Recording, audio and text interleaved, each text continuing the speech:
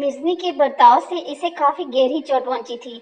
घर के बाकी अफराद का बर्ताव भी लिया दिया सा ही था। वो अपने ही सोचों में गुम थी कि राशिदा बुआ इसे खाने पर बनाने चली आई। इस घर के सभी मिलकियों के साथ एक टेबल पर बैठ के खाना खाना किसी इम्तिहान से कम ना था।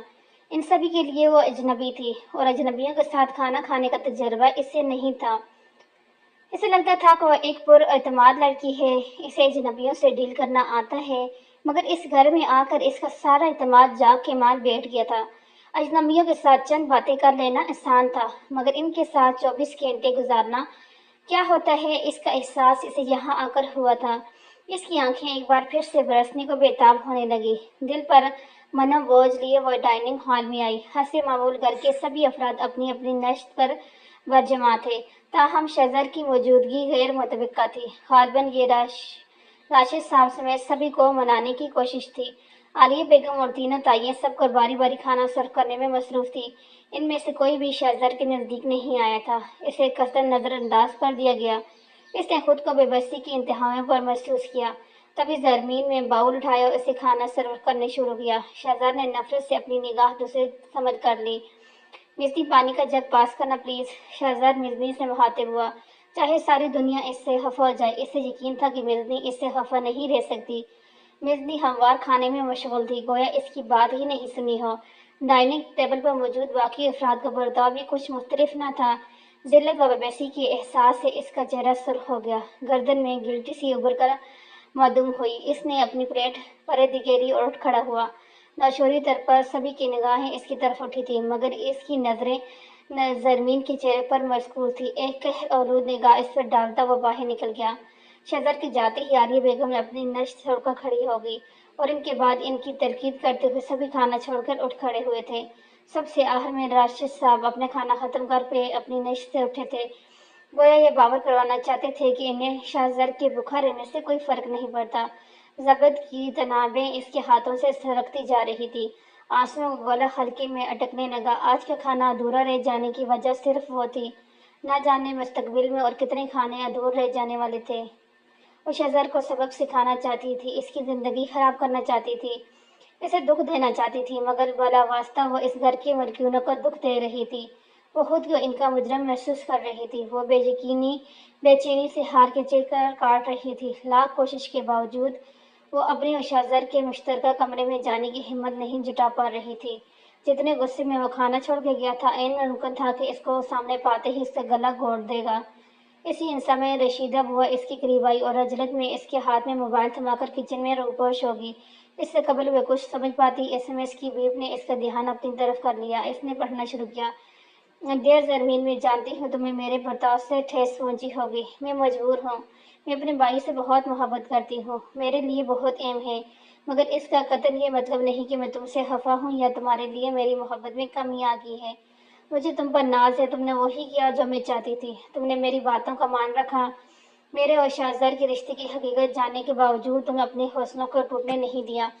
तुम बाइतमाद बुलंद हौसले ज़रमीन फारूक बन गई हो। बिल्कुल पहले वाली ज़रमीन। मैं तुम्हारे लिए बहुत खुश हूँ, मगर इस लड़ाई में मैं तुम्हारा साथ देने से कासूर हूँ।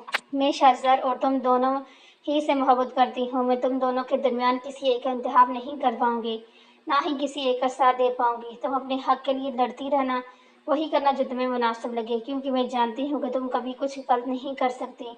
इस घर में हमें अजनबियों की तरह पेश आना होगा। ये जाहिर करना होगा कि हम दोनों एक दूसरे को नहीं जानते। इसी में हम दोनों की बेहतरी है। खुद को तन्हा महसूस न करना। इस घर से बाहर निकलते ही तुम जब चाहो मेहर से मिल सकती हो। मैं तुम्हारे लिए मेहर ही रहूंगी हमेशा। Take care. इसके हाथों में मकीन मोबाइल इसके आंसुओं से तर हो चुका था। वो किसी थके मुसाफिर की मान सोफे पर डल गई। इसे अपना आप बहुत हल्का महसूस हो रहा था। इसने अपना गीला चेहरा दुपट्टे से खुश किया और कमरे की तरफ कदम बढ़ा दिए। इस कमरे में दाखिल होने के लिए दरकार हिम्मत इसमें आ गई थी। वो जो ही कमरे में दाखिल हुई, इसकी छठी हिस्स ने आने वाले खतरे का एहसास कराया था। टेबल लैंप ऊंधा पड़ा था। खिड़की के पर्दे फर्श पर आ रहे थे। ड्रेसिंग टेबल का सारा सामान जा बजा बिखरा हुआ था। बेडशीट बेड के बजाय फर्श पर बिछी थी। अपनी किस्मत को रो रही थी। कमरे की हालत इसे गुस्से की अक्कासी कर रही थी। इसका दिल जोरों जोरों से धड़कने लगा। बाथरूम से शावर की आवाज आ रही थी। वो धीरे धीरे कदम उठाते हुए बेड के करीब आई। फाइव से बेडशीट उठाकर बेड पर बिछाने लगी। तभी वॉशरूम का दरवाजा खुला। बाहर निकला वो बेसाख्ता पलटी तो व्हाइट टी शर्ट और ब्लैक जीन्स पानी से तर थी। भूरे सिल्की बाल पेशानी पर बिखरे हुए थे, जिनसे टपकती पानी की बूंदें ये साफ जाहिर कर रही थी कि वो कपड़ों समेत शावर के नीचे खड़ा हो गया था। आ गई तुम बीवी, इसने लफ्ज बीवी पर जोर देते हुए इसे मुखातिब किया था। शजर की सुर बुरी आंखें और जफरिया तर्ज से मुखातिब ने इसकी घबराहट को दो चंद कर दिया। मैं तुम्हारी बीवी नहीं हूँ, समझ आई तुम्हें? आइंदा मुझे इस तरह मत पुकारना। वो मुश्किल अपनी घबराहट छिपाते हुए बोली, अच्छा तो तुम मेरी बीवी नहीं हो। हाल में ही मेरे निकाह जिस लड़की के साथ हुआ, क्या वो तुम नहीं? वो इसके इन मुकाबल आ खड़ा हुआ। वह बदकर पीछे हटी। तुम्हें शर्तें याद है नहीं है? 6 कदमों की दूरी पर रेखा जो कहना है कहो, दूर हटो। इसने अपनी घबराहट को छिपाने की सही की, मगर लहजे ने इसका साथ नहीं दिया। क्यों आई हो तुम यहाँ? इतना तो मैं जानता हूँ कि तुम कोई मजलूम बेचारी किस्म की लड़की नहीं हो। यकीनन किसी प्रेमिक के साथ तुम यहाँ आई हो। बोले, क्या चाहती हो तुम? क्यों बस आई हो मेरे घर में, मेरी जिंदगी में? तुम्हारी प्रॉब्लम क्या है? वह एक कदम आगे बढ़ा था, इसे खुद से इतना करीब पाकर वह बदक कर पीछे हटी। नतीजतन दीवार से जा लगी। इसने मुड़कर दीवार को और फिर शाहजर को देखा। इस शख्स ने इसकी शर्त को कोई अहमियत नहीं दी थी, उल्टा इसी पर रोज जमा रहा था। इसका दिमाग खोल उठा। तुम ही हो प्रॉब्लम मेरी। मैं तुमसे नफरत करती हूँ, तुम्हारी बर्बादी चाहती हूँ। बल्कि ठीक अंदाजा लगाया तुमने।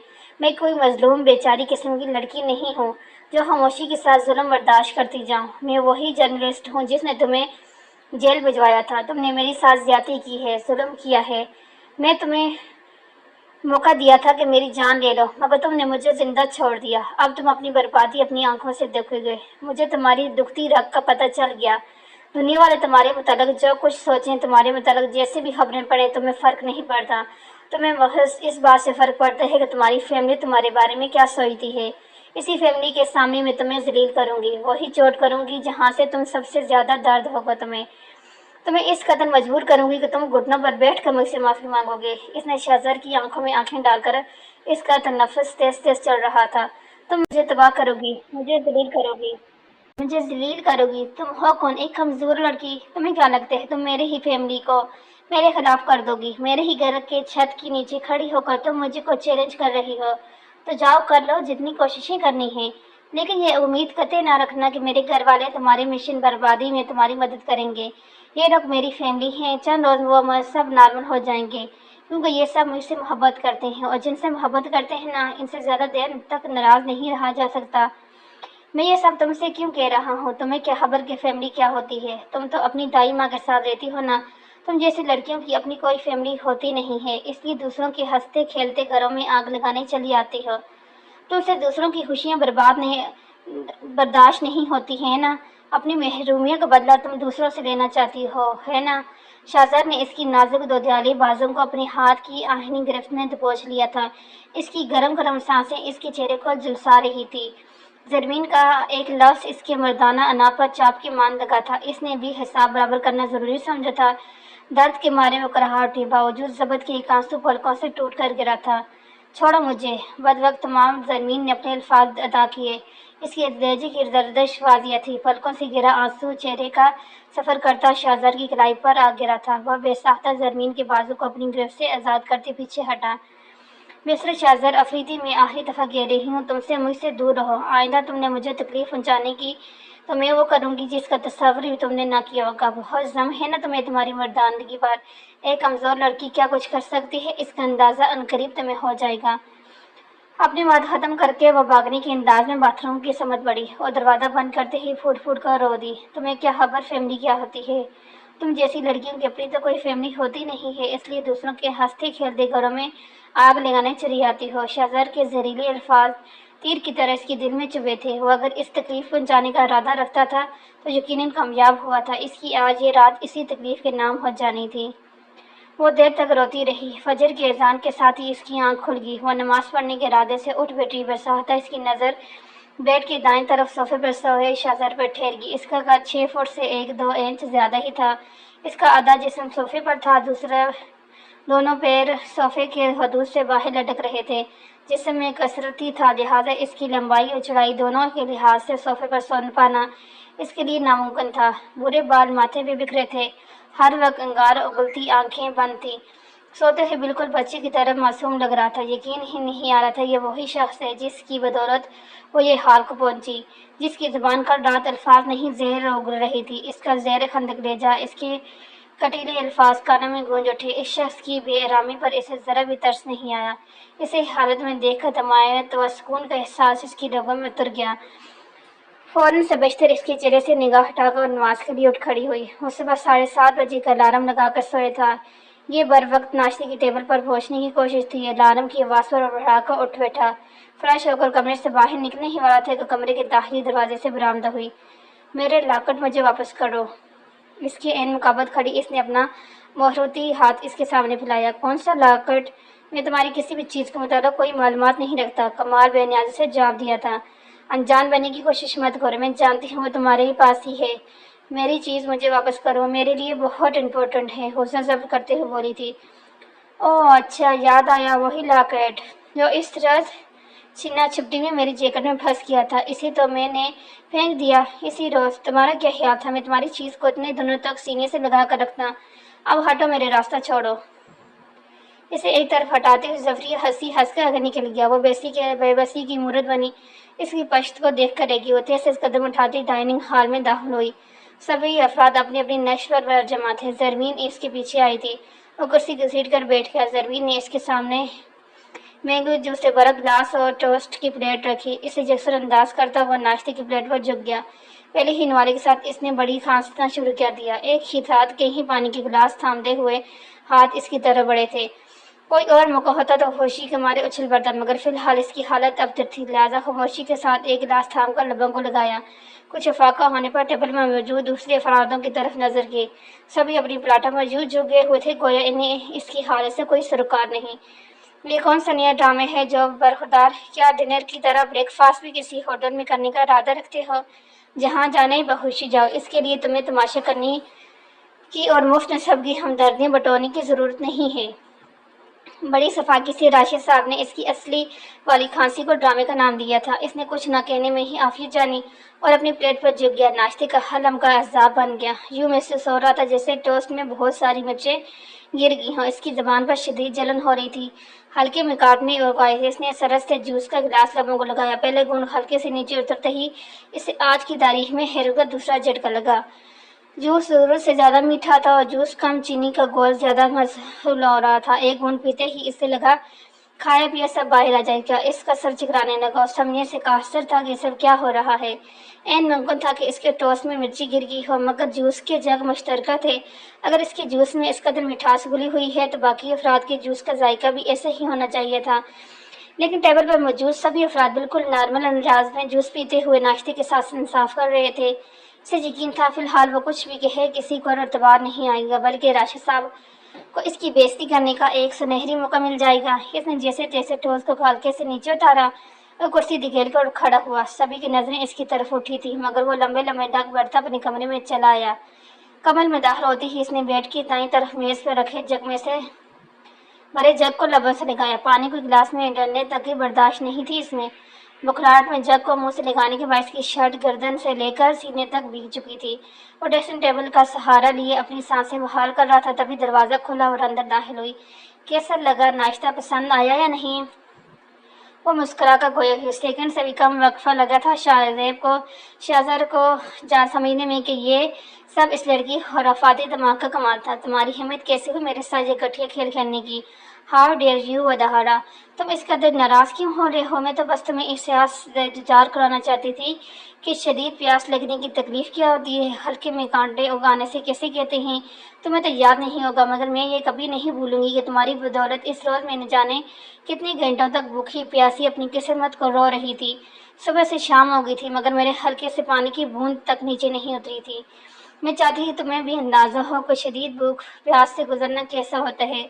कई घंटों के लिए तुम्हें भूखा प्यासा रखना पाना नामुमकिन है ना आपजादे जो हो। प्यास लगने पर फिल्टर वाटर दस्तियाब ना होना तो मिनरल वाटर खरीद कर पी लेते हैं तुम जैसे रईसजादे। लिहाजा मैंने ये तरीके अपनाया ताकि कुछ देर के लिए ही सही तुम्हें इस तकलीफ का मजा छिकाने दिया जाए।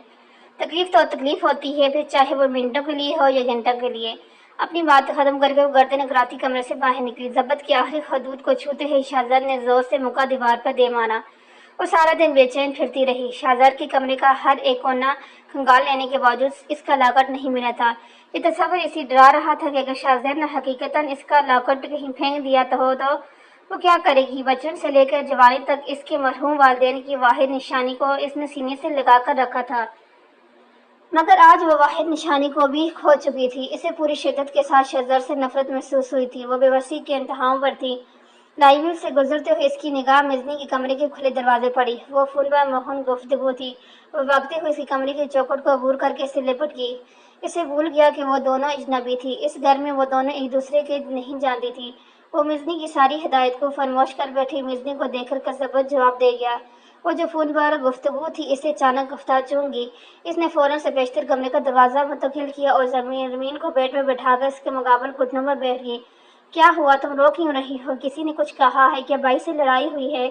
کم آن جسٹ ٹیل می، کیا ہوا؟ اس پانی کے گلاس تھماتے ہوئے مزنی نے سوالات کی چھڑی لگا دی۔ مہر، میں بہادر لڑکی نہیں ہوں، میں ایک کمزور لڑکی ہوں۔ مجھ سے کچھ نہیں ہو پائے گا۔ مجھے کسی کا سبق نہیں سکھانا، کوئی انتقام نہیں لینا۔ میں بس یہاں سے کہیں دور چلی جانا چاہتی ہوں، سب کی نظروں سے اوجھل ہونا چاہتی ہوں۔ تم جیسا کہا تھا یہ سب کچھ اتنا آسان نہیں ہے۔ اس دنیا میں دو صورتحال بہت تکلیف دہ ہوتی ہیں۔ اول اس شخص کے بغیر زندگی گزارنا جس سے آپ بے پناہ محبت کرتے ہو، دوم کسی ایسے شخص کے ساتھ زندگی گزارنا جس سے آپ کو شدید نفرت ہو۔ اور آج میں ان دونوں صورتوں سے گزر رہی ہوں، صرف اور صرف تمہارے بھائی کی بدولت۔ آج میری دائی ماں میرے ساتھ نہیں ہے۔ یہ تکلیف کی کم تھی جو میں تمہارے بھائی کے ساتھ رہ کر اس تکلیف کو اور بڑھا رہی ہوں۔ میں اس سے نفرت کرتی ہوں۔ اس کے ساتھ ایک منٹ بھی گزارنا مجھے گوارا نہیں۔ میں یہاں سے بھاگ جانا چاہتی ہوں۔ مہر، میری مدد کرو۔ مزنی کے کاندھے پر سر رکھے بڑک بڑک کر رو دی۔ اس کے آنسو مزنی کے سنہرے بالوں میں جذب ہوتے جا رہے تھے۔ دیکھو زری، میں تمہیں یہ صلاح ہرگز نہیں دوں گی کہ تم یہاں سے چلی جاؤ، کیونکہ میں ایسا نہیں چاہتی۔ اگر تم نے یہ قدم اٹھایا تو تمہارا وہ سارا حوصلہ، تمہارا اعتماد جسے تم بڑی محنت سے پورا طرح ٹوٹ جانے کے باوجود واپس حاصل کیا تھا، اسے ایک بار پھر کھو دو گی۔ تم ایک ناکامی کے احساس کے بوجھ تلے دب جاؤ گی۔ تم زرمین فاروقی نہیں، زرمین افریدی ہو۔ جب جی جب میں آئے تم اس گھر میں نکل کر نہیں جا سکتی۔ تم اس گھر کی عزت ہو، بھلے ہی تم اور بھائی اس رشتے کو نہیں مانتے، مگر اس گھر کے دوسرے افراد کی نظر میں تم دونوں ہسبینڈ وائف ہو۔ اگر تم یہاں سے جانا چاہتی ہو تو لیگل طریقے سے ڈائیورس لے کر جانا ہوگا، مگر میں نہیں چاہتی یہاں تک بات پہنچے۔ تم جو کرنا چاہتی ہو اس گھر میں رہ کر کرو۔ بھائی سے ان کا گناہ قبول کروانا چاہتی ہو، انہیں ذلیل کرنا چاہتی ہو، شوق سے کرو۔ میں تم دونوں کے درمیان کچھ نہیں بول سکتی، مگر میری ایک بات ذہن نشین کر لو۔ زرمین کے اس حادثے کے متعلق تو میں زیادہ نہیں جانتی، کیونکہ اس وقت میں ملک سے باہر تھی اور اس گھر کے کوئی بھی فرد مجھے کچھ بتانے پر آمادہ نہیں ہے۔ میں نہیں جانتی کہ اس حادثے میں بھائی کے قصوروار تھے یا نہیں۔ میں بس اتنا جانتی ہوں کہ بھائی شراب نہیں پیتے۔ اس سے زیادہ میں کچھ نہیں کہوں گی۔ میں ان کی طرف سے صفائی نہیں دینا چاہتی، انہیں چاہیے وہ خود اپنے حق میں صفائی دیں، ثابت کرنے میں وہ قصور ہیں۔ تم انہیں عیاش رئیس زادہ سمجھتی ہو، مگر یقین جانو وہ ایسے نہیں ہیں۔ تم دونوں ایک دوسرے کے حوالے سے غلط فہمیوں کا شکار ہو۔ بچپن سے لے کر جوانی تک بھائی مجھ نے محبت اور توجہ ہی پائی تھی۔ اسکول، کالج ہو، ہر جگہ مشہور و مقبول رہے۔ ساری زندگی انہوں نے محبت پائی، محبت ہی لوٹائی ہے، نفرت ان کا دور تک کوئی واسطہ نہیں تھا۔ پھر ایک دن اچانک تم ان کی زندگی میں آئی، ایک ایسی لڑکی جسے ان میں کچھ بھی خاص نظر نہیں آیا تھا۔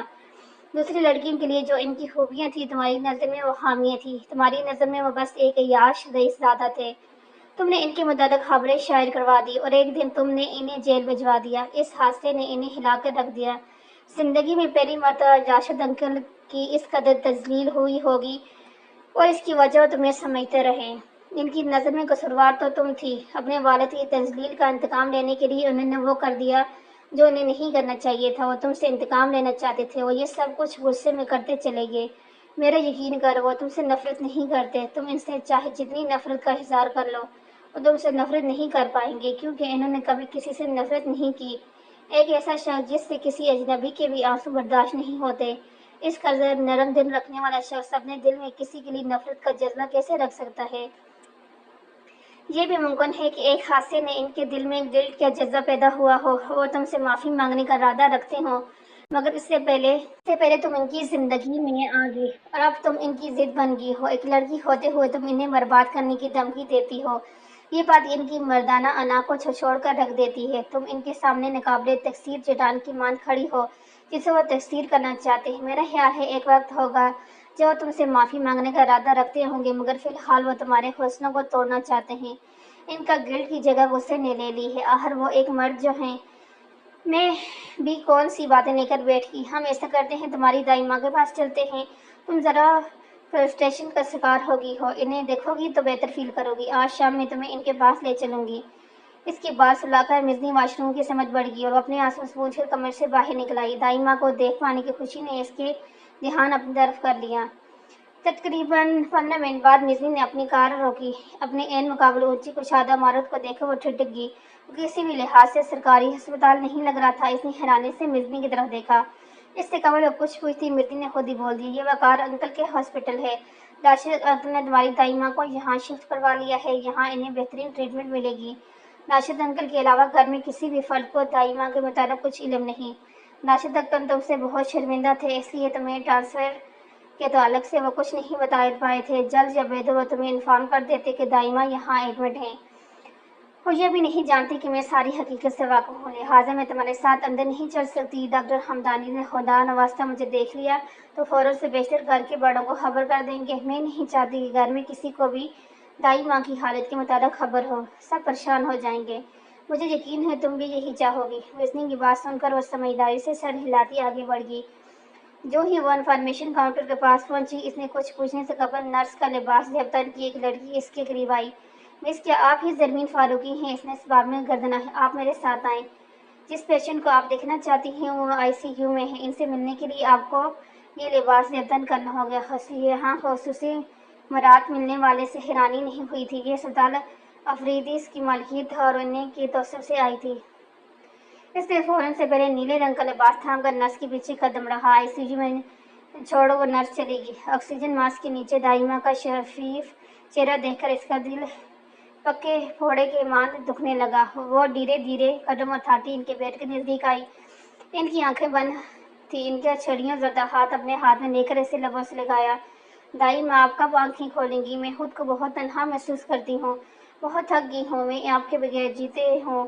اٹھیں، دیکھیں آپ کی چڑیا آ گئی۔ آپ میرا انتظار کر رہی تھی نا؟ یہ سب کچھ چھوڑیں، میری بدولت ہوا ہے۔ آپ اس حالت کی ذمہ دار میں ہوں، میں نے سب کچھ بگاڑا۔ آپ فکر نہ کریں، میں سب کچھ ٹھیک کر دوں گی، ہمیں کوئی طعنہ نہیں دے گا، پھر ہم سب ہمارے محلے میں ہمارے گھر میں رہیں گے، سب ٹھیک ہو جائے گا۔ پہلے آپ ٹھیک ہو جائیں، آپ کے بغیر میں کچھ نہیں کر پاؤں گی۔ اس پر وقت طائر ہو چکا تھا، وہ اپنے حواس کھو رہی تھی۔ نرس دروازے سے اندر آئی، اسے اس حالت میں دیکھ کر بڑی مشکل سے دائی ماں سے الگ کیا۔ مزنی کار میں اس کے منتظر تھی، وہ دھیرے دھیرے قدم اٹھاتی ہاسپٹل کی عمارت سے باہر آئی۔ وہ ہزاروں قطار روئے جا رہی تھی۔ کار کا ڈور کھول کر وہ فرنٹ سیٹ پر بیٹھ گئی۔ پہلی مرتبہ تھا جب مزنی نے اسے آنسو بہانے سے نہیں روکا تھا۔ قدرے سنسان سڑک کے کنارے بائیک روک کر اس نے وہ لاکٹ اپنی جیب سے برآمد کیا۔ اس حادثے کے دوران یہ لاکٹ اس کی جیکٹ کی جیب میں پھنس کر آدھا باہر تو آدھا اس کی جیب میں لٹک رہا تھا۔ زرمین کو واپس اس کی گھر چھوڑنے کے بعد وہ بے مقصد سڑکوں پر کار دوڑا رہا تھا، تبھی اس کی نگاہ اپنے بینڈٹ پر پڑی۔ اس روز سے آج کے دن وہ اسے اپنے پاس بڑی حفاظت کے ساتھ رکھایا تھا۔ ہارڈ شیئر بینڈٹ کے اندرونی حصے میں ایک عورت مرد کی مسکراتی ہوئی تصویر جڑی ہوئی تھی، وہ دونوں اس کے ماں باپ تھے۔ جتنی دفعہ وہ ان تصویروں کو دیکھ چکا تھا تو وہ بآسانی بتا سکتا کہ زرمین نے کون سے نقش اپنے ماں باپ سے چرائے ہیں اور کون سے اپنے والد سے۔ اس نے بازو اوپر اٹھا کر ہوا میں لٹکتے ہوئے بینڈٹ کی نگاہ محسوس کی۔ اس روز تمہیں تمہارے جاننے والے کے سامنے ذلیل و رسوا کرنے کے بعد مجھے ذرہ برابر بھی خوشی نہیں ہوئی۔ ایک گلٹ نے مجھے اپنے حصارے میں لے لیا تھا۔ غصے کی آگ بجھی تو دماغ سوچنے سمجھنے کا قابل ہوا کہ طیش میں آ کر میں نے ایک شریف النفس پاک دامن لڑکی کے دامن پر کچرا اچھال کر اسے داغدار کیا ہے۔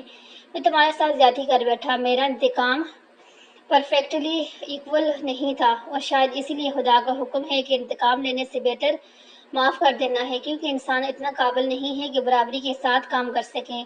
اس دن میں نے خود سے عہدہ کیا کہ میں بذات خود تمہیں یہ بینڈیج لٹاؤں گا، تم سے معافی مانگوں گا، حالانکہ میں جانتا تھا کہ تم مجھے کبھی معاف نہیں کرو گی، مگر میں محض اپنے تقسیم اپنے سکون کے لیے یہ کرنا چاہتا تھا۔ اس فعل کو انجام دینے کے لیے ہمت درکار تھی۔ دن پر دن گزرتے گئے مگر میں تمہارا سامنا کرنے کی ہمت مجموع نہیں کر پایا۔ میں لاشعوری طور پر اس موقع کے منتظر تھا جب تقدیر خود ہمیں ایک دوسرے کے مقابل لا کھڑا کرے۔ اس سے پہلے ہوتا آیا تھا، تقدیر ہمیں ایک دوسرے سے ملاتی آئی تھی، مگر افسوس تم نے وہ موقع نہ آنے دیا کہ میں تم سے معافی مانگتا۔ تم جبراً میری زندگی میں گھس آئی۔ تمہاری اس حرکت نے میرے اندر کی ندامت کو دھو دیا۔ اب شاید ہی یہ ممکن ہو سکے میں تم سے اپنے گناہ کی معافی مانگوں، کیونکہ جہاں انتقام ہوتے ہیں وہاں معافی کی کوئی گنجائش نہیں رہتی۔ وہ تصور کی آنکھ سے زرمین کو دیکھ رہا تھا۔ اس نے لاکٹ اپنی جیب میں ٹھوس کر بائک اسٹارٹ کر دی۔ وہ ہاسپٹل سے لوٹ کر دھیرے دھیرے قدم اٹھاتی اپنے کمرے کی طرف بڑھ رہی تھی۔ اسے اپنا آپ نڈال اور تھکا ہوا محسوس ہو رہا تھا۔ تبھی اس کے قدم غیر ارادی طور پر رک گئے۔ راشد صاحب کے کمرے کا دروازہ بس ذرا سا کھلا رہ گیا تھا۔ ان کے لبوں پر اس کا نام تھا۔ نامحسوس طریقے سے اس کے کان ان کی بات سننے لگے۔ زرمین اس گھر کی بہو ہے، ہماری عزت ہے۔ میں آپ سب کے گزشتہ رویوں کے تعلق سے واضح طلب کرنا چاہتا ہوں۔ یہاں تک ٹھیک تھا کہ آپ سبھی بکمال میری مرضی شہزاد سے کوئی بات نہیں کر رہے، اسے نظر انداز کر رہے ہیں تاکہ وہ اپنے کیے پر شرمندہ ہو، اسے احساس ہو کہ وہ گناہ گار ہے۔ اس نے کوئی انتقام نہیں لیا، اس نے گناہ کیا ہے، مگر افسوس اس سارے میں آپ سب کو اس معصوم بچی پر ذرا سے بھی رحم نہ آیا۔ شہزاد کے گناہ کی سزا اس مظلوم کو کیوں دی جا رہی ہے؟ میں غور کیا ہے کہ اس گھر کا کوئی بھی فرد اسے مخاطب نہیں کرتا، اور جب وہ کسی سے کچھ کہنے کی کوشش کرتی ہے تب بڑی بے رحمی کے ساتھ اسے نظر انداز کر دیا جاتا ہے۔ راشد صاحب طیش میں آ چکے تھے۔ مگر بھائی جان، اس صورتحال کی ذمہ دار وہ لڑکی ہے، از حد جذباتی اور بیوقوف قسم کی لڑکی ہے وہ۔ ذرا سی بات کو بتنگڑ بنانے کی کیا ضرورت تھی اسے؟ اس کی بیوقوفی کی بدولت شہزاد کی زندگی مشکل ہو گئی ہے۔ ہم سے وہ لڑکی اس شہر میں برداشت نہیں ہو رہی تھی، اور آپ نے اسے اس گھر میں شہزاد کی زندگی میں شامل کر دیا، اور اب آپ چاہتے ہیں کہ ہم عزت دیں، اس کے ساتھ محبت سے پیش آئیں۔ وقار صاحب نے نفرت سے سر جھٹکا۔ دروازے کے باہر کھڑی زرمین کو اپنا آپ از حد بے وقت محسوس ہوا۔ الٹا چور کوتوال کو ڈانٹے شرم آنی چاہیے وقار تمہیں۔ شہزاد کی طرفداری کرتے ہوئے، وہ لڑکی تمہیں جذباتی بیوقوف نظر آتی ہے، اور تمہارے لاڈلے نے کون سی سمجھداری کا کام انجام دیا ہے اب تک؟ اپنے غصے کے نشانہ اس لڑکی کو بنا کر اس کی زندگی کی تماشا بنا دیا ہے۔ کیا اس نے جذبات و بیوقوفی کا مظاہرہ نہیں کیا؟ اس لڑکی کے سر سے چھت چھین گئی اور یہاں آپ کا بیٹا عالیشان گھر میں آرام سے سوتا رہا، اور آپ کو لگتا ہے کہ شہزاد کی زندگی مشکل ہوئی تھی؟ اور رہی بات ان دونوں کے نکاح کی، تو یہ اس لڑکی کی ظفر ہے کہ اس نے شہزاد کا نکاح کے لیے منظوری دی، ورنہ کون سی شریف لڑکی اس قدر نازیباں حرکت کرنے والے کو، اس دنیا کی نظر میں ذلیل کرنے والے کو اپنے شوہر تسلیم کرتی ہے؟ خیر، میں یہ سب چاہتا ہوں کہ اس گھر کے ہر فرد اسے اتنی ہی عزت محبت دے جس کی وہ حقدار ہے۔ اپنی بات کہہ کر راشد صاحب شاید اٹھ کھڑے ہوئے۔ قدموں کی آہٹ پر وہ دو اپنے کمرے میں چلی آئی۔ آج اس پر یہ راز افشاں ہوا تھا کہ اس شہر کے لوگ راشد صاحب کو اس قدر عزت اور اہمیت سے کیوں نوازتے تھے۔ بلا شبہ وہ اس شہر میں بسنے والے دوسرے رئیسوں سے مختلف تھے۔ وہ ایک عظیم انسان تھے۔ اسے شہزاد کی قسمت پر رشک ہوا۔ اس کی رگوں میں ایک عظیم شخص کا خون دوڑ رہا تھا۔ رات کے کھانے پر شہزاد حاضر نہیں تھا۔ غالباً یہ اس کی خفگی کا اظہار تھا۔ جلدی جلدی دو چار نوالوں کو حلقے سے اتار کر ایک بار پھر لاکٹ کی تلاشی میں چڑھ گئی۔ اس کی زبان دواؤں کے ورد کرنے میں مصروف تھی اور ہاتھ مختلف درازوں کو کھولنے بند کرنے میں لگے تھے۔ اس بدحواسی سے چیزوں کو الٹتے پلٹتے دیکھ کر دروازے سے ہی واپس مڑ گیا۔ اضطراب میں وہ بے چینی کی زندہ تصویر بنی وہ شہزاد کو احساس ندامت میں مبتلا کر رہی تھی۔ وہ اس کی چیزیں واپس لوٹانا چاہتا تھا، لیکن خود اپنے ہاتھوں سے اسے وہ لاکٹ سونپنا اس کی انا کے خلاف تھا۔ اسی ادھر پن میں مبتلا وہ حال میں چلایا۔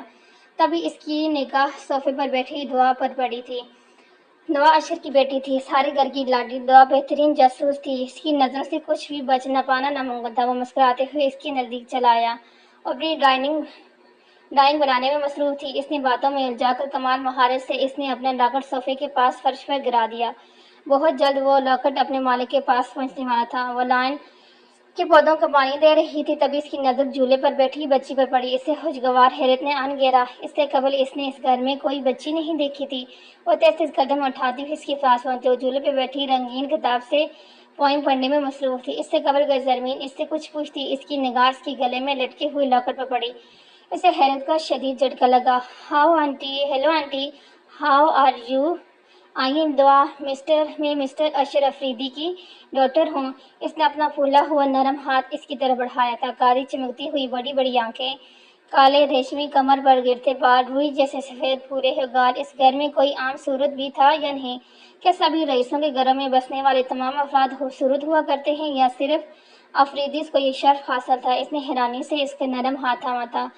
تو مجھے جانتی ہے، ہم تو پہلی بار مل رہے ہیں نا؟ اس نے جھولے پر بیٹھتے ہوئے مسکرا کر کہا۔ آپ مجھے نہیں جانتی تو کیا ہوا؟ میں تو آپ کو جانتی ہوں، آپ شہزاد چاچو کی وائف ہیں نا؟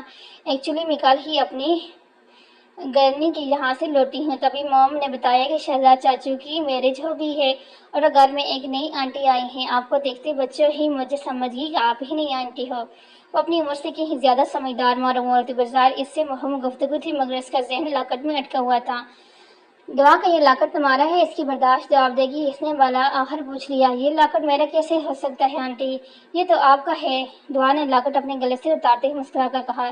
ایکچولی کل رات مجھے ہال میں صوفے کے پاس پڑا نظر آیا، میں نے اٹھا لیا۔ میری موم کے پاس بھی ایسا ہی لاکٹ ہے، مگر بینڈڈ ہارٹ شیپ کا نہیں ہے، اسکوئر ہے۔ میں نے گھر میں سب سے پوچھ لیا سوائے شہزاد چاچو کے، اس کے بارے میں کوئی نہیں جانتا تھا۔ انہوں نے مجھ سے کہا یہ آپ کا ہے۔ میں نے اسے اپنے گلے میں پہن لیا تاکہ جب آپ سے ملوں گی تب لوٹا دوں گی۔ وہ بچی پل پل اسے حیران کر رہی تھی۔ اوہ آنٹی، آپ اتنی کیئرلیس کیسے ہو سکتی ہیں اپنی چیزوں کو لے کر؟ آئندہ سے دھیان رکھیے گا، اوکے؟ اس نے بوڑھی نانی کی طرح نصیحت کرتے ہوئے جلیل سے کھڑی ہو کر اس کی چھوٹی آگے کرتے ہوئے لاکٹ اس کے گلے میں پہناتا تھا۔ بے ساتھ سے بچی پہ ڈیروں پیار آیا جس نے اس کی عزیز ترین شے اس تک پہنچائی تھی۔ افرید ویلے میں صبح کی چہل پہل دکھائی دیتی تھی۔ سبھی افراد بریک فاسٹ کی ٹیبل پر حاضر تھے۔ زرمین نے ناشتے کی پلیٹ شہزاد کے سامنے رکھی تھی۔ اس نے ایک نظر ٹوسٹ پر اور دوسری نظر پراٹھوں پر ڈالی۔ گزشتہ تجربے کی روشنی میں احتیاط تدبیر کے طور پر ہمیشہ سے صحت کو لے کر حد سے زیادہ حساس رہنے والے شخص نے پراٹھوں کی سمت ہاتھ بڑھایا تھا۔ پہلے ہی نوالہ اس کی زبان پر زبردست کھٹاس چھوڑ گیا۔ بے ساتھ آئی کھانسی کو اس نے سختی سے منہ بند کر رکھا۔ آج ذائقہ بگاڑنے کے لیے لیموں کا استعمال کیا گیا تھا۔ اس نے کھا جانے والی نظروں سے زرمین کی سمت دے کر بڑے آرام سے ناشتے کے ساتھ انصاف کرتے میں مشغول تھی۔ دو تین نوالے پراٹھے ختم کر کے اس نے جوس کا گلاس لبوں سے لگایا۔ حلاف ہے تو کہ اس کا ذائقہ برا نہیں تھا، آج جس پر رحم کیا گیا تھا۔ وہ 5 منٹ کے اندر کرسی گھسیٹ کر اٹھ کھڑا ہوا۔ کہاں کے لیے جلدی برخودار؟ ہمیں احساس ہے کہ آپ کافی سے زیادہ مصروف رہتے ہیں، مگر آج ہم آپ پر ایک احسان کیجیے اور اپنے قیمتی وقت چند گھڑیاں نکال کر ہمیں بھی فیضیاب کریں کہ کچھ عرض کر سکیں۔ حال میں ہمارا انتظار کیجیے۔ بڑے احترام کے ساتھ عائشہ صاحب نے اس پر ظفر کیا۔ کمرے کی سمت جاتے اس کے قدم ہال کی سمت موڑے تھے۔ ایک نئے حکم کی تعمیل کے لیے وہ تیار تھا۔ وہ صفحے کی پشت پر گردن ٹکائے عائشہ صاحب کو مترسل تھا۔ قدموں کی آہٹ اور سیدھا ہوا تھا اور اس کے مقابل پر جمع ہوئے تھے۔ ان کے نکاح کے بعد پہلی بار ایک دوسرے کا مقابل بیٹھے تھے۔ اس لڑکی نے ہمیں اور بھی دور کر دیا ہے۔ غصے کی لہر اس کے جسم میں دوڑ گئی۔ اس سے قبل جب کبھی تم سے بزنس میں ہاتھ ڈالنے کا کہا گیا تو مٹھائی کا بہانہ بنا کر کنارہ کا شعارات اختیار کرتے آئے ہو، مگر اب تمہارا یہ بہانہ کام نہ آئے گا۔ تمہاری شادی ہو چکی ہے، بہت بڑی ذمہ داری تمہارے کندھوں پر آ چکی ہے، اس لیے بہتر یہی ہے کہ تم دوسری ذمہ داریوں کو بھی احسن طریقے سے سنبھالنے کی کوشش کرو۔ بزنس میں ہاتھ بٹاؤ۔ اب تم کالج جا کر موجیں کرنے والے کنوارے لڑکے بن کر نہیں جی سکتے۔ آج سے تم کالج نہیں جاؤ گے۔ ان کی بات سن کر سے ذرا بھی حیرانی نہیں ہوئی۔ اسے ایسے ہی کسی حکم کی توقع تھی۔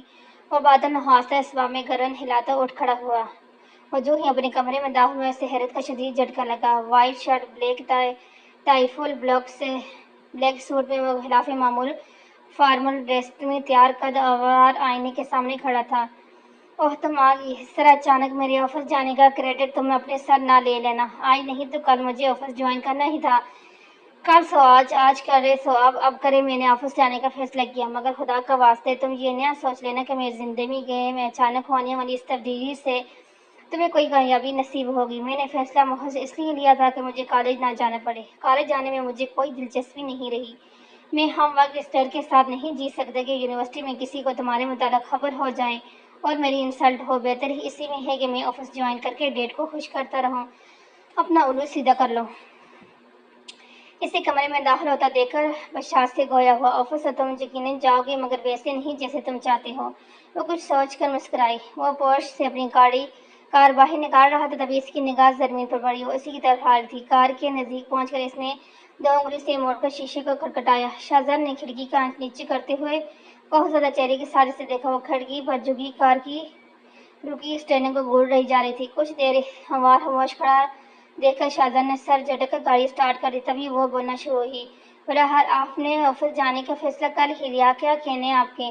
ایک طرف آپ آفس جا کر اتنا بڑا مارکا سر کر رہے ہیں، ایم تعریفیں وصول کریں گے، دوسری طرف عالیشان آفس کے نرم گشادہ سیٹ پر بیٹھ کر ویڈیو گیمز، دوستوں کے ساتھ چیٹنگ کے مزے لوٹیں گے، کیونکہ آفس کے سارا کام تو آپ کے ماتحت کے سر منڈوا دیا جائے گا۔ درست کہہ رہے تھے آپ، کالج جانے سے بہتر ہے آفس جانا۔ کالج میں تو پھر بھی پرنسپل لیکچرز کی روک ٹوک ہوتی ہے، اس کے برعکس آفس تو جنت ہے، نہ کسی کی روک ٹوک، نہ کسی کا ڈر۔ ظاہر ہے ایک پوری عمارت کے مالک پر کون روک ٹوک سکتا ہے؟ یقیناً آج آپ کے ماتحت کام کرنے والوں کی شامت ہی آئی ہے۔ آپ جیسے رئیسزادوں کو کیا خبر کہ مفتوقہ طبقے کے افراد کس طرح دھکے کھاتے ہوئے بسوں اور ویگنوں کے پیچھے بھاگ کر آفس پہنچ پاتے ہیں، اور دفتر پہنچ کر سارا دن آپ جیسے مالک کی جی حضوری میں نکل جاتا ہے۔ در حقیقت ان کی کمائی خون پسینے کی کمائی ہوتی ہے۔ یہ سب آپ سے کیوں کہہ رہی ہوں؟ میں تو بس اللہ حافظ کہنے آئی تھی۔ وہ ہانگ کی طرف سے دیکھے جا رہا تھا، کار سے 2 قدم پیچھے ہٹ کر الوداع کہنے کے انداز میں اپنا ہاتھ ہلا رہی تھی۔ اس کا بدلہ انداز طرز تحائف حیران کیے دے رہا تھا۔ وہ اس کی کہی باتوں سے ایک بھی جملے کو معنی نہیں بنا سکا۔ اس کی ذہن کی سوئی آپ پر اٹکی ہوئی تھی۔ جب ذہن سوچنے کی سمجھنے قابل ہوا تھا، وہ مزید حیران ہوا۔ آفس جانے سے قبل ہی آفس میں عیاشی اڑانے کی منصوبہ بندی اس نے کب کی، اور تو اور اس منصوبہ بندی کو اس نے اپنی نئی نوری بیوی سے کب شیئر کیا؟ وہ اس باتوں کے جال میں الجھا تھا کہ اس کے والد نے منظر نام میں مداخلت کرتے ہوئے اسے مزید پریشان کر دیا۔ کار سے باہر نکلو برخوردار، آج تم اپنے آفس نہیں جا رہے۔ راشد صاحب نے کھڑکی آدھا کھلا شیشہ بجا کر حکم انداز میں کہا۔ وہ حیران ہوتا باہر نکلا، منظر سے غائب ہو چکی تھی۔ میں کچھ سمجھا نہیں، آپ کیا کہنا چاہ رہے ہیں؟ وہ نہ سمجھی سی گویا۔ اسکندر، تیار ہو کر تم کہاں کے لیے نکل رہے ہو؟ اسے اوپر سے نیچے دیکھتے ہوئے راشد صاحب بولے۔ ڈیڈ، آپ نے ہی تو کہا تھا کہ مجھے آفس جانا ہے، سو میں جا رہا ہوں۔ اشر بھائی، آپ باقی سب بھی تو اسی طرح ڈریس سے ہوتے ہیں، میں نے کیا اوور کر دیا؟ وہ بری طرح مزدزع ہوا۔ غالباً تم نے ٹھیک سے سنا نہیں کہ میں نے کہا تم اپنے آفس نہیں جا رہے، اس لیے مراد ہے تم ماجد انکل کی آفس جاؤ گے، اور وہ بھی ایک عام امپلائی کی حیثیت سے۔ اس لحاظ سے بھی مجھے تو تم اوور نظر آ رہے ہو۔ بڑے اطمینان کے ساتھ راشد صاحب نے اس کے سر پر بم پھوڑا۔ عام امپلائی، اس نے بدوقت تمام یہ 2 الفاظ ادا کیے۔ محض 2 ہی 4 دنوں میں تمہیں بخوبی اندازہ ہو جائے گا کہ جس پیسے کو تم نے بے ذریعہ خرچ کرتے آئے ہو، وہ کس قدر محنت سے کمایا جاتا ہے۔ اور ہاں، کار کو واپس اس کی جگہ پر لگا دینا۔ عام امپلائیز کار سے سفر کر کے آفس نہیں آتے۔ اسے ساکت چھوڑ کر وہ گھر کے اندر چلے گئے۔ وہ کھولتا ہوا لمبے ڈگ بڑھتا ہوا کمرے میں آیا، گلے سے ٹائی کھینچ کر اتاری، کوٹ کو بستر پر پھینک کر اس نے بائک کی چابی کی تلاشی میں نظر دوڑائی۔ تبھی وہ باتھ روم سے باہر آئی۔ منظر نامے میں اس کی موجودگی نے گویا شعلے ہوا دی۔ وہ لڑکی اس کی زندگی مشکل بنانے پر تلی تھی، اور غیظ و غصے کی تصویر بنا اس کی طرف بڑھا۔ ڈیڈ کا حکم ہے، تم آفس جانے کے لیے بائک کا استعمال نہیں کر سکتے، لہٰذا تمہیں بس سے سفر کر کے آفس پہنچنا ہوگا۔ وہ کمال اطمینان سے بولی تھی۔ اس کا جی کر رہا تھا اس خرافاتی لڑکی کا گلا دبا دے۔ اس سے قبل کہ اپنا غصے کا مظاہرہ کرتا، راشد صاحب کی آواز نے اس کی توجہ اپنی طرف کر لی۔ وہ آواز بلندی سے پکار رہے تھے۔ بعد لمحات سے اس نے اپنے قدم دروازے کی سمت بڑھائے۔ کمرے سے باہر نکلنے سے قبل سائڈ ٹیبل پر ڈرے پانی کے جگ کو ہاتھ مار کر گرانا وہ نہیں بھولا تھا۔ چھن کی آواز کے ساتھ کانچ کا جگ چکنے چور ہوا تھا۔ وہ سنگار میں اس کو تھامنے، اپنی دھڑکنوں کو قابو میں لانے کی صحیح کر رہی تھی، جو مارے خوف کے حد سے زیادہ تیز ہو گئی تھی۔ جس دن سے راشد صاحب نے افریدی والے کے ملکیوں کو آئینہ دکھایا تھا، اس روز کے بعد سبھی کے برتاؤ میں تبدیلی آئی تھی۔ سبھی تائیں تھوڑی بہت گفتگو کر لیتی تھی۔ مرد حضرات بھی سلام دعا تک بات ہو رہی تھی۔ رجنی سے گھر کے باہر ملنا جاری تھا، اور حال میں بیٹھی کسی میگزین کی برگردانی میں مصروف تھی۔ تبھی راحت بیگم اس کے پاس چلی آئی۔ زرمین، ایسا کرو کچھ نئے جوڑے خرید لو، جب سے اس گھر میں آئی ہو انہی چند جوڑوں میں نظر آتی ہو جو ایمرجنسی میں تمہارے کمرے میں رکھوا دیے گئے تھے۔ میں مرزی سے کہوں گی وہ تمہیں اپنے ساتھ شاپنگ کروانے لے جائیں۔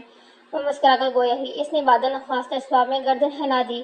اس گھر میں آ کر یہاں کی ملکیوں کے ساتھ ایک ایسے اندازہ ہوا تھا کہ رئیسوں کے متعلق اس کے خیالات غلط تھے۔ سبھی دولت مند افراد ایک سے نہیں ہوتے۔ اس گھر کے سبھی افراد دل کے صاف اور محبت لٹانے والے، مل جل کر رہنے والے تھے۔ بڑوں کے ساتھ احترام سے پیش آتے، چھوٹوں کے ساتھ محبت سے۔ مذہب کے پابند بس ایک شہزادی تھا جو ان سب سے مختلف تھا۔ وہ اپنی سوچوں میں گردان پھنسی تھی کہ کسی نے اس کے چٹکے کو جسمن دی۔ وہ چونک گئی۔ ہیلو زرمین آنٹی، آپ کہاں کھوئی ہیں؟ کہیں آپ بور تو نہیں ہو رہی؟ بلیک فرلس سے بنی اسکرٹ اور وائٹ ٹی شرٹ میں ملبوس دعا مسکرا رہی تھی۔ ارے دعا تم کب آئی؟ ویسے بور تو میں ہو رہی ہوں، بتاؤ تم میری بوریت دور کرنے کے لیے کیا کرو گی؟ اس نے دعا کو پھولے ہوئے گال پر پیار کرتے ہوئے کہا۔ ہولی میری کرنٹی، آج اسکول میں چھٹی ہے، اس لیے آج دعا آپ کو ایک سیکنڈ کے لیے بور نہیں ہونے دے گی۔ اپنے اسکول کا برا نام لیتے ہوئے وہ پرجوش ہوئی تھی۔ चलो मैं आपको पूरे अफरीदी विला की सैर करवाती हूँ। अब से आपका ये भी घर है, इसलिए इस घर के हर एक कॉर्नर की इंफॉर्मेशन आपको होनी चाहिए। दुआ ने किसी बूढ़ी नानी की तरह नसीहत की। बस हाथ थाम कर इसके हमरा चल पड़ी। हैदराबाद की पोश इलाके बंजार हिल्स से अफरीदी वेला वाक़या था। हजारों गज के रकबे में फैला अफरीदी वेला इंतहाई आरास्ता और परकशिश था। चौड़े गेट से गुजर कर वो हौस लाइन था शुरू होता था, जिसमें चारों तरफ फूलों की क्यारियां और दरमियान में फवारा और स्विमिंग पूल था। लाइन की दाईं तरफ एक खूबसूरत लोहे से बना झूला था। लाइन का रास्ता अबूर करके दाखिली दरवाजे तक पहुंचा जा सकता था, और तभी बड़ा ही शानदार सा हाल और इसी हाल से दायरा बनाती सीढ़ियाँ दो समतों में ऊपर की तरफ चलती थी। बेशुमार कमरे पहली मंजिल पर दायरे की शक्ल में बने हुए थे। पूरे घर घुमा लेने के बाद दुआ से और उसकी शारदा के कमरे में ले आई। वो हैरान होती कि इसकी कम तवज्जो हुई। वो फातहना इंतजार दादी मुस्कुराती बालकोनी की समत भागी। वो जब से इस घर में आई थी, इसे बालकोनी का रुख इसने कभी नहीं किया था, और शायद शहजाद को इसका मौका ही नहीं मिला था। दुआ ने कुशादा बालकनी के शीशों से बने दरवाजे खोल दिए। हवा का एक तेज झोंका इसके बालों पर चेहरे पर बिखरा। वो धीरे धीरे कदम उठाती बालकनी में चली आई। और ये है इस घर का सबसे ब्यूटीफुल कॉर्नर। आपको पता है आंटी, शहजाद चाचू के कमरे की, मेरा मतलब है आप दोनों के बेडरूम की इस बालकनी बहुत सारे माउंटेन्स बहुत करीब से देखने को मिलते हैं। सबसे मजे की बात यह है कि शाम होती ही बहुत सारी पैरट्स यहाँ बालकनी में आकर बैठ जाती हैं। बहुत खुश होकर इसकी मालूमात में इजाफा कर रही थी। खूबसूरत हरे दरख्तों से ढके पहाड़, इनमें बहते हुए बेशुमार झरने जिनकी आवाज़ें बआसानी सुनी जा सकती थी। रूह को तमानियत बख्शती ठंडी ठंडी हवाएं, इधर उधर बढ़ते रंग बिरंगे अनगिनत परिंदे कश्तर पर सुकून थे। वह नज़ारे जो वो बेखुद रहेगी। इतने खूबसूरत मंजर करीब से इसने पहले कभी नहीं देखा था। आंटी, आप बोर तो नहीं हो रही ना? मुस्तकिल बोलती दुआ ने तशवीश से इसके हाथ हिलाकर इस्तगार किया। और नफी में गर्दन हिलाकर मुस्कुराई थी। इसकी आंखों में बेसाहता आंखों में आंसू जलमलाए थे। बाज़ औक़ात सुकून भी आपको रुला देता है, पता नहीं क्यों। इसका जवाब कोई नहीं जान पाता। अफरीदी वेले में रात के सुकून छाया था। खाने से फारिग होकर सभी हाल में बैठे मौन गुफ्तगू थे। तभी वाल क्लॉक ने दन बजाना कर 11 बजने की खबर दी। हाल का दरवाज़ा खुला और शहजाद अंदर दाखिल हुआ। सभी जुमला अफराद ने निगाह से बारी, माथे पर बिखरे बाल, शकन ज़दा कमीज, झुके हुए कंधे, थकन ज़दा जाल, और सर से पाँव तक पूरी तरह थका हुआ लग रहा था। मर्द हज़ार को कवर सरफ करती आरिया बेगम का दिल कट कर गया। वो सलाम करता हुआ हाल की सीढ़ियाँ चढ़ता सीधे अपने कमरे में रुपोश हो गया। गुज़श्ता कई दिनों से चुप शहजाद का रोज़ा रखी आरिया बेगम बोल पड़ी। ये सब क्या है हो रहा है इस घर में? किस हाल को पंच किया है मेरा बच्चा? क्या किसी को इसकी कोई फिक्र नहीं? आपको खुदा का वास्ता है इस पर यह जुल्म न करें, इसे माफ़ कर दें। इन्होंने राशिद साहब से मीन ज़दा लहजे में कहा। आप सब्र से काम नहीं आ रही है बेगम। इसकी हालत और तरस खाने से कुछ हासिल ना होगा। इस पर कोई जुल्म नहीं हो रहा। इसे इसकी गलती का एहसास कराने के लिए इसे एक ज़िम्मेदार शख्स बनाने की कोशिश की जा रही है। आपकी ये जज्बाती हमारी सारी मेहनत पानी फेरने के लिए काफ़ी है।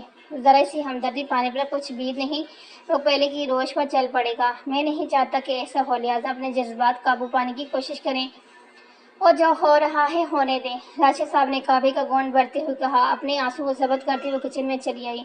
वो किचन काउंटर के पास खड़ी सब के लिए चाय बनाकर अभी फारिग हुई थी। अपनी सारी हिम्मत को मजमू करके इस घर के किचन में इस सब के लिए चाय बनाने में मुश्किल इसने खुद को मादा किया था। अपने फैसले पर पछताए बना ना रह सकी। वो इस सब से छुपते छिपाते अपने कमरे में चली आई।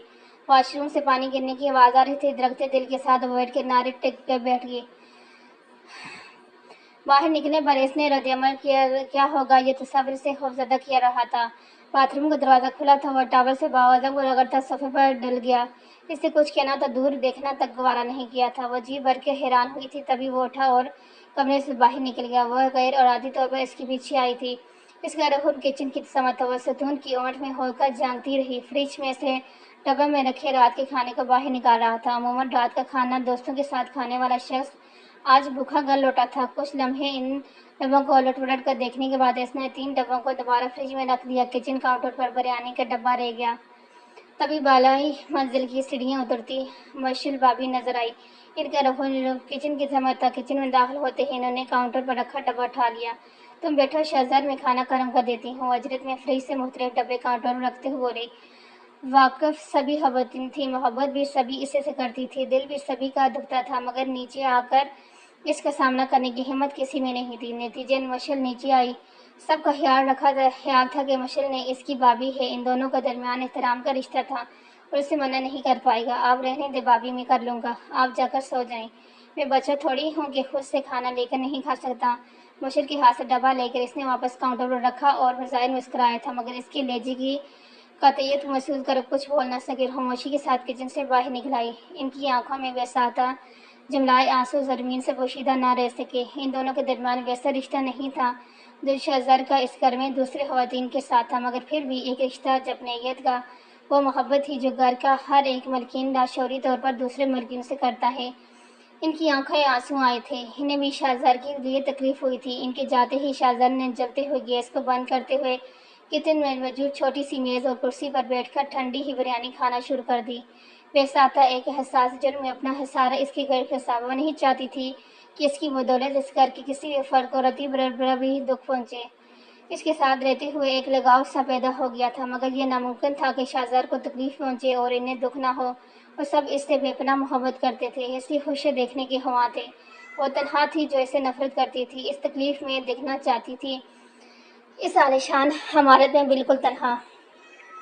رات کے کسی پھر وہ کمرے میں آیا، اسے احساس تک نہیں ہوا۔ فجر کی اذان کے ساتھ وہ اٹھ بیٹھی۔